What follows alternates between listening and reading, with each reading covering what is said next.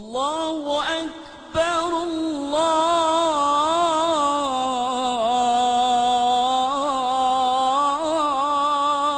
أكبر.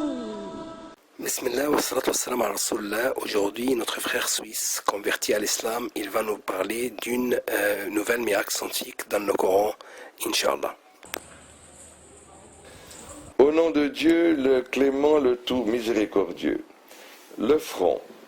Allah exalté soit-il, dit dans son livre sublime, le Coran, mais non, s'il ne cesse pas, nous le saisirons certes par le front d'un menteur, d'un pécheur.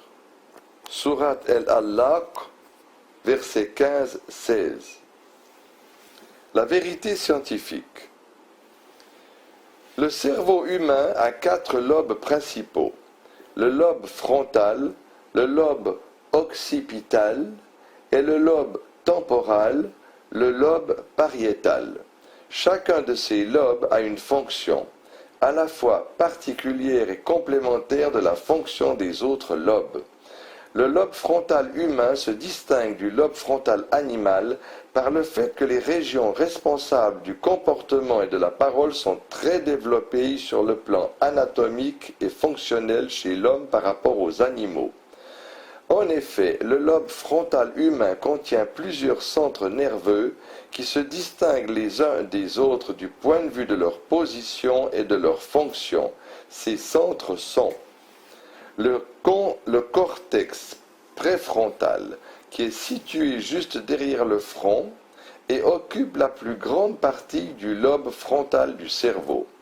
Ce cortex préfrontal a pour fonction de former la personnalité de l'individu et a un rôle dans la détermination des initiatives et des jugements.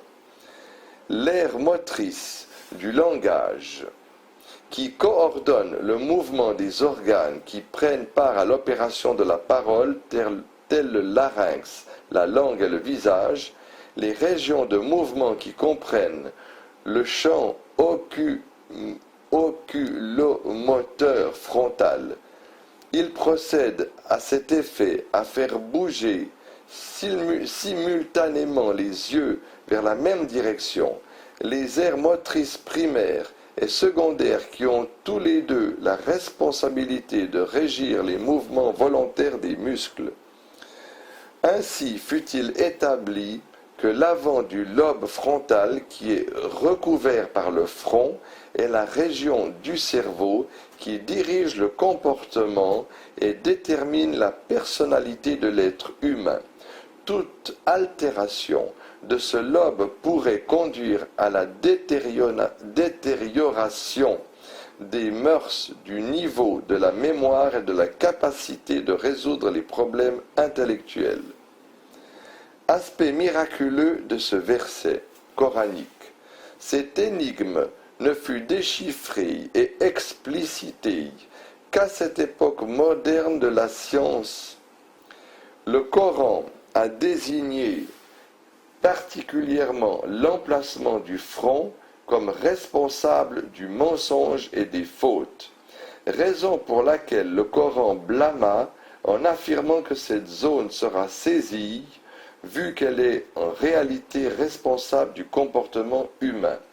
Cette affirmation antérieure à la découverte du rôle du lobe frontal dans l'orientation du comportement humain et la détermination de la personnalité ne saurait relever du hasard pour les gens doués de sens.